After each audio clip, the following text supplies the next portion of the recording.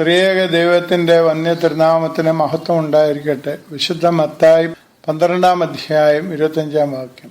അവൻ അവരുടെ നിരൂപണം അറിഞ്ഞ് അവരോട് പറഞ്ഞു, ഒരു രാജ്യം തന്നിൽ തന്നെ ഛിദ്രിച്ചുവെങ്കിൽ ശൂന്യമാവും. കർത്താവിന്റെ പ്രവർത്തനങ്ങളുടെ പ്രശോഭിത മേഖലകളിലെല്ലാം കർത്താവിനെ തമസ്കരിക്കുവാൻ പരീശന്മാരും വേദപണ്ഡിതന്മാരും ശാസ്ത്രിമാരും ശ്രമിച്ചുകൊണ്ടേയിരുന്നു.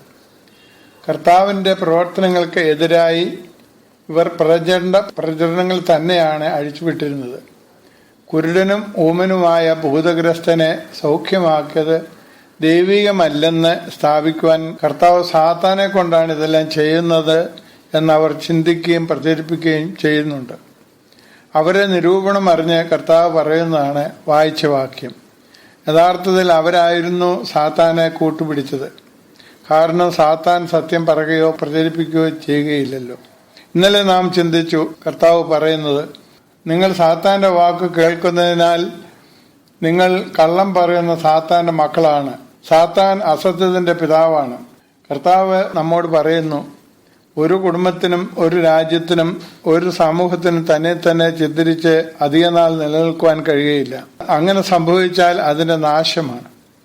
ഈ അടുത്തയിടെ എൻ്റെ ഒരു പ്രിയ വക്കീൽ ഒരു വാക്കിന്റെ പ്രയോഗത്തെക്കുറിച്ച് പറയുകയുണ്ടായി.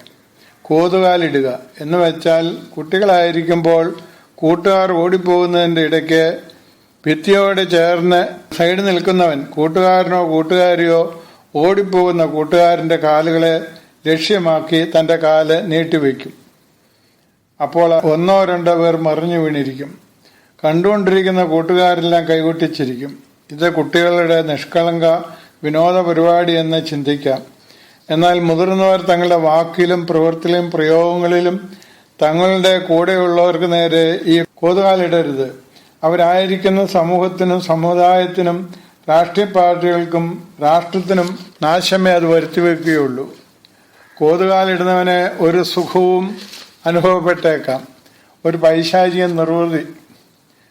അത് പക്ഷേ കുടുംബത്തിനും സമൂഹത്തിനും നന്മയ്ക്കല്ല എന്ന് നാം തിരിച്ചറിയേണ്ടിയിരിക്കുന്നു. മലയാളത്തിൽ ഒരു പഴഞ്ചൊല്ലുണ്ട്, നെടിയവന്റെ തലയിൽ വടി. അതായത് ഉയരമുള്ളവന്റെ തലയിൽ അടിക്കുക എന്നർത്ഥം. സമൂഹത്തിലും കുടുംബത്തിലും നെടിയവർ കുറയുന്നത് നാശത്തിനാണ്. നെടിയവർ എന്ന് പറഞ്ഞാൽ ശാരീരിക ഭാഷയല്ല എന്ന് നാം ഓർത്തിരിക്കണം. ആത്മീയമായും മാനസികമായും വളർച്ച പ്രാപിച്ചവരെയാണ് നെടിയവർ എന്നിവിടെ വിവക്ഷിക്കുന്നത്.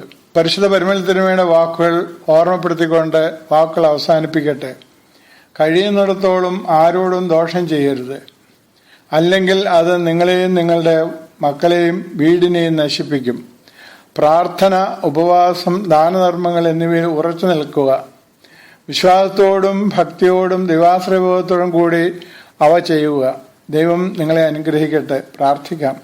ദൈവമേ, പ്രതിസന്ധികളെ നിന്നുള്ള പ്രത്യാശയിലും നിന്റെ ജ്ഞാനത്തിലും തരണം ചെയ്യുവാനും ആരോടും നിന്റെ നാമത്തിന് ചേർച്ചയില്ലാത്ത വിധം പെരുമാറാതിരിക്കുന്നതിനും ഞങ്ങളെ ശക്തിയായി സഹായിക്കണമേ. പുത്രപുത്ര പരിശുദ്ധാത്മാവായ ത്രിയേക ദൈവത്തിന്റെ കൃപ അനുഗ്രഹങ്ങളും നാം എല്ലാവരുടെ മേലും എന്നും എന്നാളും ഉണ്ടായിരിക്കുമാറാകട്ടെ.